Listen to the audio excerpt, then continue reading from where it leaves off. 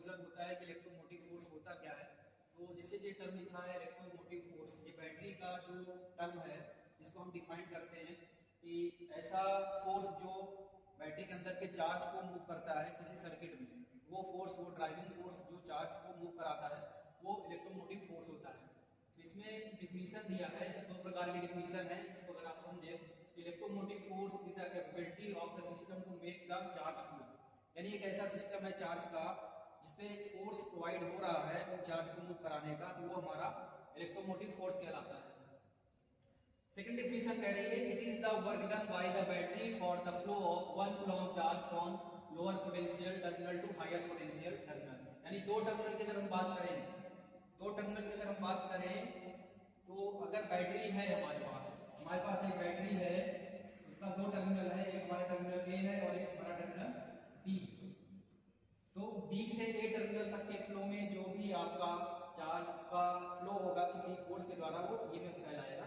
तो 1 coulomb of charge यानी unit की बात करेंगे, और हमारा lower potential terminal to higher potential terminal, यानी लोअर से हायर जाएगा। तो लोअर टू हायर पोटेंशियल की अगर बात करें, ये हमारा पोटेंशियल का फ्लो होगा, ठीक है। अब रिप्रेजेंटेशन ऑफ बैटरी यहाँ पे दिया गया है। रिप्रेजेंटेशन ऑफ बैटरी हमारा क्या है, ए टर्मिनल है, पॉजिटिव है, हाई टर्मिनल है, और बी हमारा लोअर टर्मिनल है। तो बैटरी के अंदर जो चार्ज फ्लो होंगे, उसका जो विरोध करेगा बैटरी के अंदर, वो इंटरनल रेजिस्टेंस स्मॉल आर कहलाएगा, ठीक है। तो यहाँ पर आइडियल नॉन आइडियल सेल की बात होती है। Cell in which there is no heating effect, यानी ऐसा सेल जिस पर इंटरनल रेजिस्टेंस चार्ज के फ्लो से हीट ना करे, हीट लॉस ना करे, पावर लॉस ना करे, तो वो आइडियल सेल हो जाएगा। यानी इस पर स्मॉल आर क्या है, जीरो है, स्मॉल आर है ही नहीं, ठीक है। और जो हमारा नॉन आइडियल है, देखो आइडियल की बात हो गई, ideal cell, non ideal cell में क्या होगा, स्मॉल आर होगा, और cell in which there is heating effect due to opposition to current flow, यानी रेजिस्टेंस अगर स्मॉल आर प्रेजेंट है तो नॉन आइडियल होगा। आइडियलिटी शो करता है एनर्जी का जो लॉस है वो जीरो रहे किसी भी सिस्टम में, तो आइडियलिटी होती है। ये फिजिक्स में है कि आइडियल चीज वो है जिसमें एनर्जी लॉस जीरो हो जाए।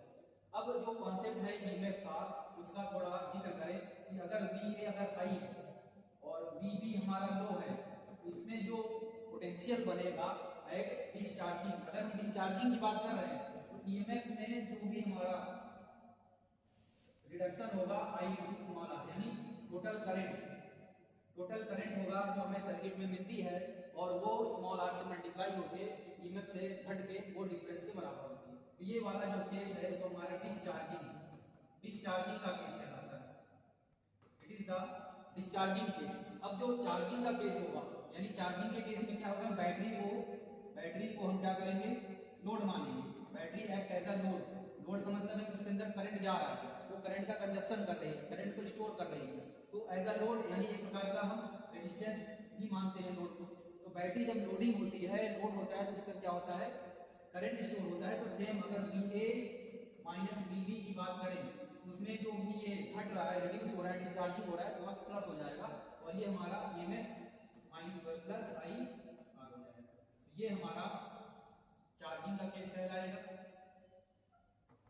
और ये हमारा डिस्चार्जिंग का केस कहलाएगा। तो ईएमएफ में यही थ्योरी है, और इससे जुड़े हुए सीरीज पैरेलल के कनेक्शन आते हैं कि सीरीज में सेल लगाएंगे तो टोटल ईएमएफ क्या होगा, पैरेलल क्या होगा, तो वो थ्योरी सेम उसी पढ़ने पर चलता है। Small R1 plus R2